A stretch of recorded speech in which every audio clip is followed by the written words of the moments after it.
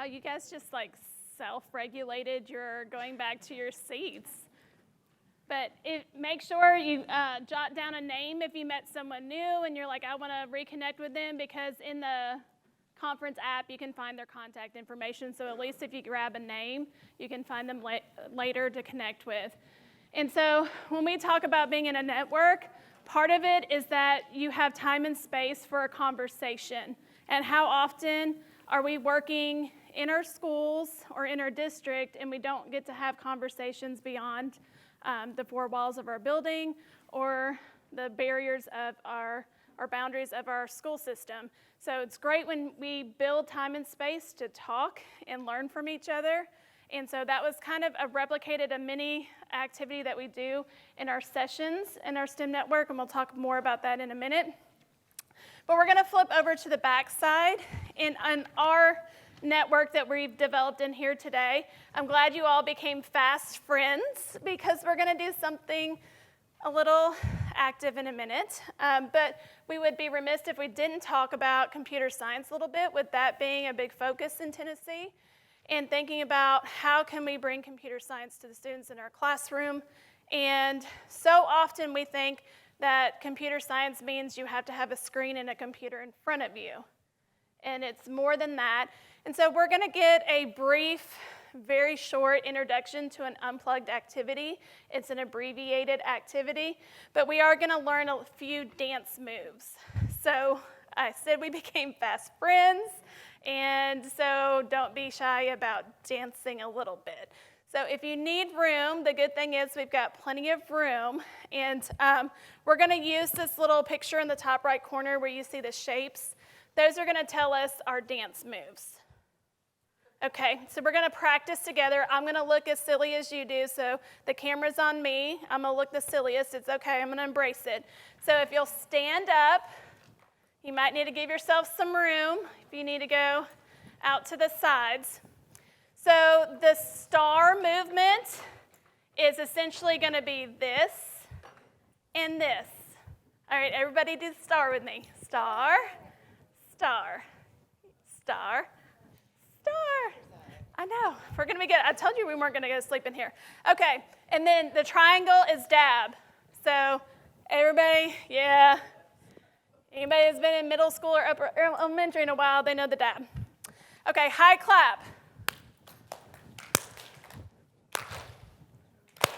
Yeah. See, people are missing. Okay, and then this or that, this or that, this or that, this or that. You guys got it. We're going to do a choreograph. I'm going to get Kelly up here. We're going to choreograph a whole routine in just a minute. And then body roll. That's just roll, roll, roll, roll, roll. You can get as body roll you want to get into it, however you're feeling this afternoon. Okay, right underneath there, we have an algorithm. So we can introduce students about when we put things in a sequence, we develop an algorithm, and we're telling each other how we want our dance to go. So our algorithm has, now I can't even think of that shape. Thank you. Whatever shape that is. It's blue shape. We're going to do our high hexagon. Thank you. It's Maybrain. Look, we're all confirming. Is it a hexagon? Okay. High clap is going to be our move. So high clap. Okay, we do it 1, 2 for that move. And then our next move is going to be this or that. So we're going to go this or that. And then we're going to do our star.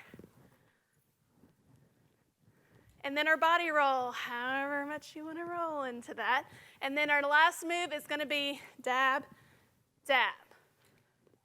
All right, we're going to do our whole dance together. You ready? I know. I'm so ready to do my 5, 6, 7. My old cheerleading days are coming in. 5, 6, 7, 8.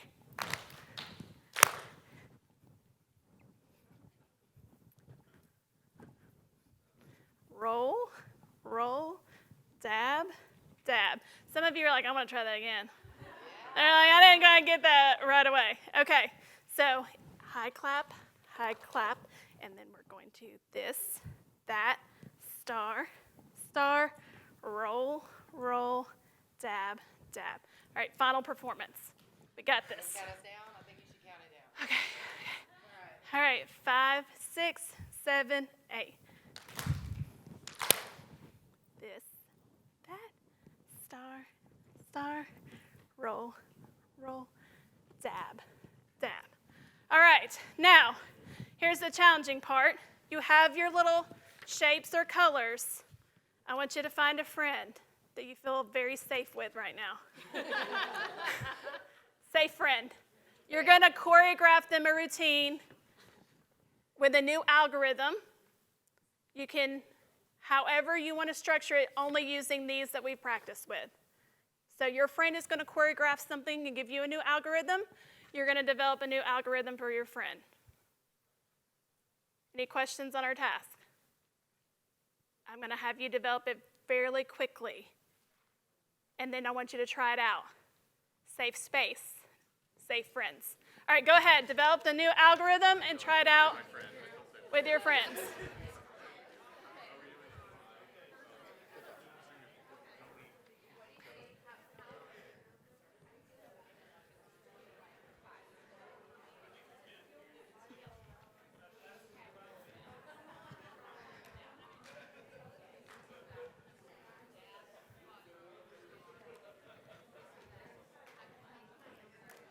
They have a partner.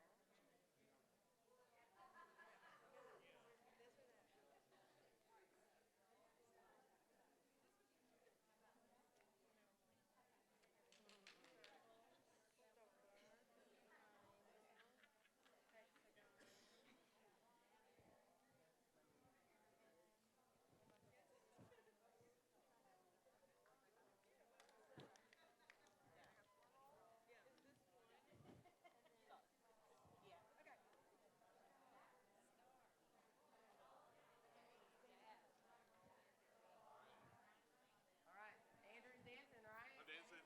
Here I go. Here I go. 5, 6, 7, 8. Star, star, this or that. High clap, high clap, high clap, high clap. Body roll, star, star. A dab, dab, dab, dab, dab. Star, star. This or that, right? Yep, this Or or that. Good All job. right. Kelly, Yay! here's yours. Okay. Oh, that's a lot of You're dabs. getting into it. Okay.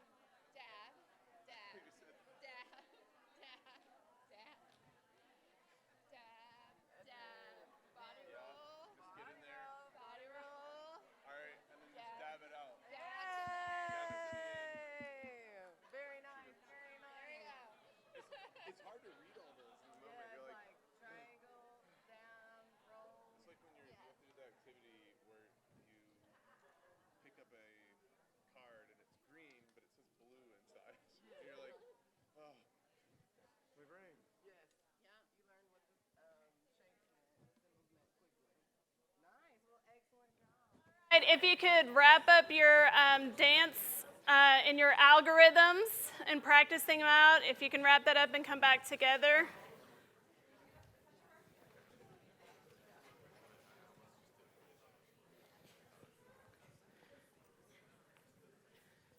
Those of you not familiar with code.org, they have lots of activities on there, but they also do have unplugged activities. And I just like to point that out because too often we jump to a computer to talk about computer science, but there's a lot of thinking work that we can do without ever getting on a computer. There is a digital version of this. There's a little snapshot. It's an hour of code activities. So the nice thing is if you want to go from unplugged to a digital version, that it's tutorial. So you don't have to know anything to help them get on there and let them discover it themselves because it is a guided experience for them in the hour of code activity. So you can do unplugged and plugged version and show them how you move from one thought process to another. I really appreciate all of you feeling safe enough to dance today. Those were 2 mini activities just to give you a sampling of what we do in our STEM network, and we're going to talk a little bit more about what that looks like now. So really, 3 years ago, I moved into a district position as an innovation coach, and we had existing STEM designated schools. I came from one as a school-based instructional coach, and there was this question I had in my mind is, how might we develop some sort of network for all of these STEM designated schools that exist in Hamilton County? Because we had the mindset that the designation and the banner is not the finish line. It's a celebration point on a bigger journey. So we wanted to continue to grow, but we also wanted to grow with each other because there were great things happening across our district that were being kept secret because it was contained within the walls of their building. So how can we develop this? And we've tried some things that grows every year. We're gonna watch this video. It's gonna give you a big overview, and then we're gonna talk specifically about components that are in our network. More than anything, I want teachers and administrators in schools to know that this is not something they have to do alone. So STEM network meetings were designed to bring schools together and break down the barriers of classroom walls, school walls, and just being in a large district and feeling isolated in your STEM passion and joy. And with this, we get to come together and grow together.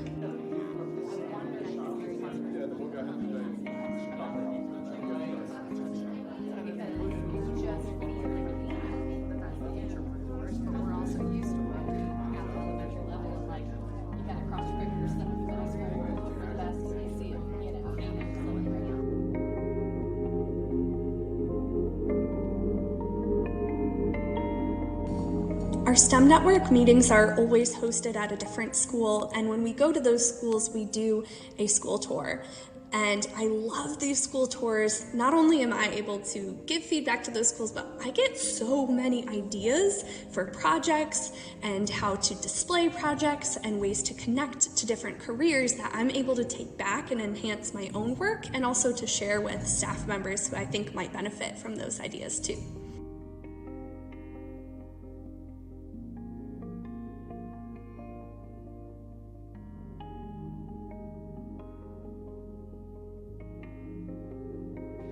Favorite part of STEM network meetings would be actually being in a room with people that are motivated and find the value and impact that actual STEM integration in the classroom can actually bring students.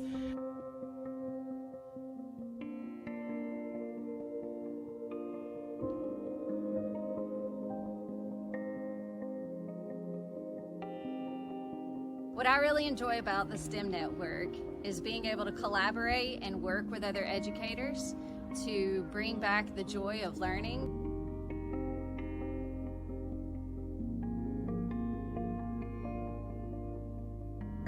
Another great part of being a part of the STEM network is the incredible feedback that you get. So there's always an opportunity to share something that you have brought from your school and get some real feedback and take it back to your school to improve the STEM program. If I'm in my classroom, my teacher may fold it this way at Rivermont, because that's what I'm focused on. But if I'm in the STEM lab, my teacher may fold it this way, because that's what I'm focused on. So my hope is that I'm growing teacher leaders and school leaders so they can go back and be leaders within their own building, but also leaders within our district to inspire and support others who are interested in STEM. All right, so getting to some logistics about STEM Network. So as far as where do we meet, really we try to prioritize if we have any schools in our district that are applying for STEM designation, we try to meet at those schools so we can embed tours and feedback specific to that school and invest in them. If we run out of those schools, then we revisit schools that got designated a few years ago that maybe haven't had a visitor feedback in a while. In first semester, I don't get anybody going until September, August, we start school. So our first meeting is September. We have September, October, November. December is set aside for schools that are applying. We have a day-long work session. We don't leave the room. Food is delivered to us. My goal is no one leaves for winter break thinking about their STEM designation application. And then we come back in second semester. We meet again January, February, March, April. Nope, testing. And then May, hopefully we're all here at the summit and come back together and learn with people across the state of Tennessee. And we do get support from our hub in Southeast Tennessee, the PEF STEM Innovation Hub, and they do support the work that we do, so we do partner with them. As far as the meeting, it is day long. The first half, we really encourage everyone to attend. That's like our networking and learning portion. So from like 8:30 to 11:30, it's a lot in 3 hours. Nikki can speak to. It's a lot, but we don't want to waste time. If we're asking you to leave a building, we want it to be worth your while. So in that time, we're intentional about building in networking, so you can talk to other people across the district, but we give you something to talk about and give feedback on. We usually have a theme activity. This year, we always had a computer science activity at every single meeting. So we want our STEM designation schools to be pioneers in the district, and part of that is staying ahead of upcoming legislation and things to implement. And then the third piece is we have a learning activity that is aligned to an attribute on the STEM designation rubric. And we do personalize that sometimes based on the school. So in that video you saw one of the schools getting feedback on a rubric. One of our schools says we're really struggling with rubrics. What should they look like? What does it look like in a first grade classroom to actually have a usable student-facing rubric? So that's what we structured our activity around at that school. Then in the afternoon, if you're applying, you stay. It's a work session in the afternoon. We want to give you structured set time to work on that application with support. And have checkpoints along the way. Nikki and I learned how valuable that is. Her school earned STEM designation last year, and she coordinated that. And we were not as diligent about checkpoints, and it was a lot in that December day that we had to get caught up on. So we were like, let's have some checkpoints. If you're not applying, it's optional in the afternoon. However, we had one school, their principal said, we want you to go and learn, in the afternoon plan for how you're gonna redeliver this to the rest of the faculty at our school. We also can do some one-on-one coaching, help you with writing grants. If you wanna present, whatever's needed in the afternoon, we personalize it for them. If you're not able to stay the whole day, we love you, see you later, go back to your school. We're here if you wanna continue working. So that's kind of the logistics of how the day works. And then I'm going to share with you just my personal experience at my school with the network, just the logistics of how she laid out the day. You do have the STEM, in our county, we have STEM designated schools that are part of the network, and then anyone applying. So it's automatically that pay it forward, right? So after we did designation this past year, now we have, for looking forward, we will have the schools that have went through the process and have implemented STEM in their schools to give feedback, encouragement, ideas, tips, and tricks in order to make sure that that process is more seamless. We did develop over the years kind of the checkpoints that she was discussing, so it's not so much in December for you to go back through, and that way we could have like August, we're going to focus on this attribute and this domain, and that way it kind of divides it up, chunks it up, so that it's not so overwhelming when you're trying to make sure you have a complete application. Takeaways for me were having experts in the room in the STEM designation process and being able to share, these are some tips and tricks, have student docents, have students doing more of the talking than the administrators. This was one way that we tackled this particular issue or this funding. So having those colleagues around to actually give you some feedback, and then obviously the innovation team and Jessica leading, what do you need? What areas do you see that we could help you? So you get a very customized kind of personalized visit when they come to your school, similar to the activity that we did earlier. So now you have somewhere that you could lift easily, and then you have the one that we really need to dig deeper and get some more work around. Just being able to dedicate the time. We all have multiple hats and wear multiple roles, and when you finally get to leave the building and take those off and get to zero in on what you're trying to accomplish, it is very energizing.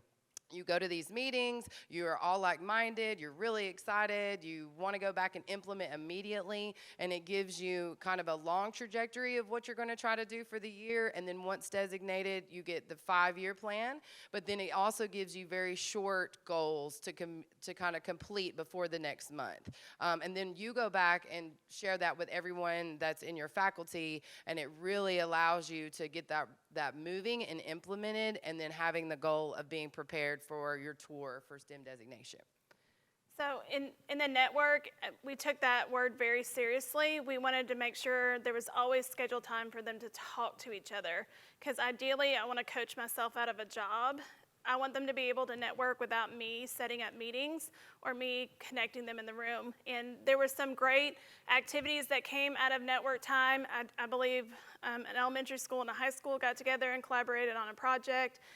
People shared ideas and PBO plans. And so I'm never going to be smarter than the collective wisdom of the room. So why not leverage it and connect people so they can continue to grow and support each other beyond just those meetings that we have scheduled.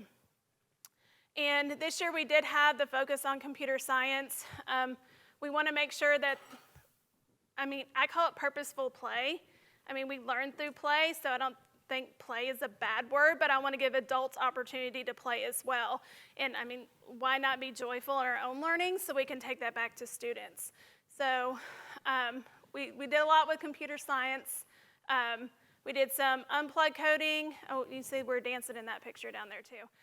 We did some robots, but it was a lot of opportunity for learning together with computer science standards.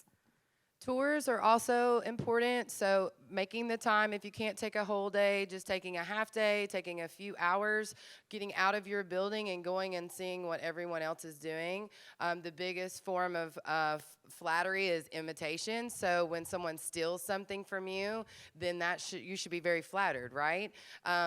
Going and getting those ideas, because at the end of the day, we want to do what's best for students and do what's best for kids, and the more that we can impact across the district and across the state, then the more opportunities and exposure that students have. So getting out of your building, going for a short tour, speaking to how they do it in their building, and then also the flip side of that is to allow people to come to you and be vulnerable and say, what do you see? Tell us what we need to change. What do we need to improve? How can we make this more impactful and better? So having those tours on both sides, and not only just from a leadership standpoint, but from a colleague standpoint. How can we implement this in a real classroom with a real schedule with real students, right? It looks great when you can master out a plan, but how do we implement it? So the tours allow you to ask questions. They ask you to ask those challenges and those solutions that you've solved to overcome those challenges and what's best. There's gonna be schools that are mega schools and schools that are smaller, so you always are having to adjust, but those tours give you an opportunity to get lots of eyes and lots of feedback. In addition to the tours, we also do mock walkthroughs in the February time, because that comes right after they turn in, they hit the submit button, and it's like relief, and then it's like, oh, but the anxiety's still there. And we don't know for sure if you're gonna get a walkthrough or not, but we just proceed as if you're going to get one, and we do a mock walkthrough. So that way they have a practice run, students can practice, they can get feedback, really specific to their school, and it gets the jitters out of doing that trial run. So we do mock walkthroughs, we get feedback, and then we do a collective, like, here's some things to think about that we saw across the schools that we did our walkthrough. And then we celebrated and shared ideas. There was a great, one of our schools had a great display of teacher learning time, because we were celebrating a lot of student work, and they created one for teacher learning. Another one was really good about showing each part of the engineering design process, making it very visible, the messy part of learning. And so we wanted to send that out and celebrate and share things that happen on the mock walkthrough as well. And then we have activities that are centered around the attributes. So I said we're very intentional with the time. We get you for 3 hours. This is an opt-in. This is not a requirement in our district. They choose to come to this. There is no, and we have every school attend, but that is not lost on me when I'm planning for what are we going to do with their time? Make sure that the 3 hours is very intentional, and one of that is making sure our everything is aligned to a rubric or a focus area. And we've done things with rubrics and community partners, essential skills, school culture, building leadership teams. We've done a variety of different topics, but we always have an area that we're focused in when we're growing and we have these activities. So that's how the network works for us. And I realize we may have different resources, different people, so this may not fit you. So the question for you is, how might we in here develop a network? And then you got to ask, who do you want in your network? So maybe STEM is not the network you want to create. Maybe yours is just around science teachers in elementary school. How do you develop a network of science teachers too, and what do you want them to do? So who do you want to bring together, and what's your purpose, what's your outcome? And then think about who to do what, why does it matter? Because that's how you're going to get people to show up. And that's also how you're going to get support from district officials and then also community members. And then when will it happen, where will it happen, and how will you measure your outcomes? So thinking, how will I know this has been successful? And for me, it's when I know and I hear that schools have talked to other schools and I didn't have to schedule that for them. Or they'll give feedback of, oh, I really connected with this person, I got this idea, tell so-and-so thank you, that really helped. So hearing that lets me know it was purposeful and helpful. And I have a big passion about this collaboration over competition. We have a lot of competition in education when they put scores on a wall and they rank us and all these other things. And I'm trying to shift us to collaboration over competition. Because when your school's successful, you can share that, and then eventually we're all going to rise. So why go in this competition? It's not helping anyone. So think about how we can be collaborative, how we can build a network, how we can grow together in STEM, and really the collective wisdom of the people that you have around you. So with that, take a moment.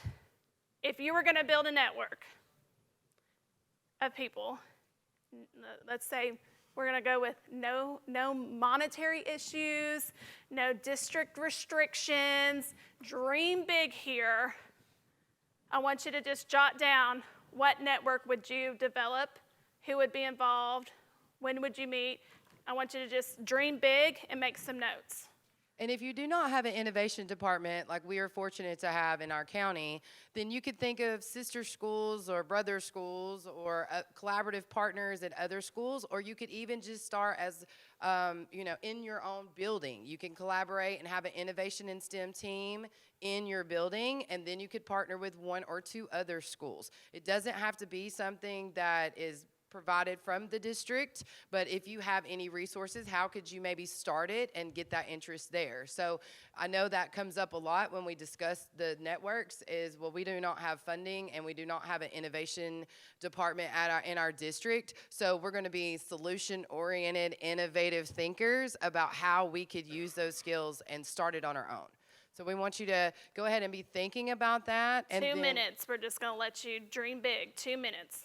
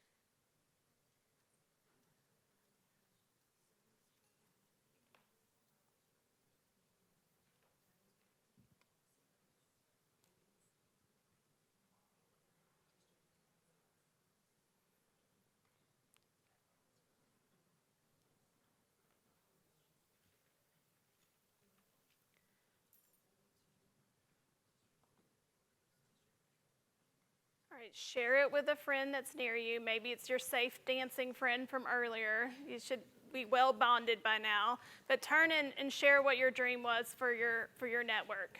Even if it's still just an idea, go ahead and just talk it out with somebody.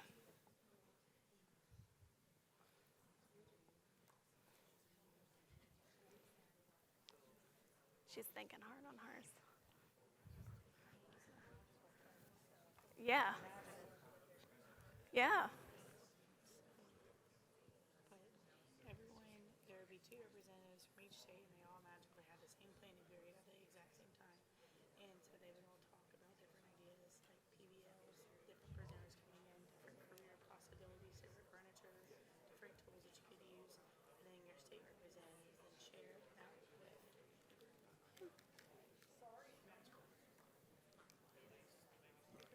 But not improbable. Yeah, so like what is the barrier obstacle that you need to get through to make that happen?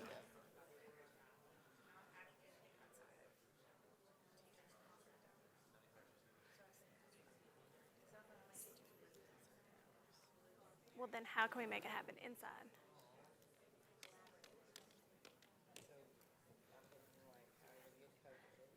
So like could it be a scheduled in-house field trip that day and that teacher goes and someone else helps facilitate the field trip and then they're available to do that? And you set up very strategic times and then you make that happen. Mm-hmm. Half day, like so many cases or whatever great Yep. bands go in the morning and then your afternoon.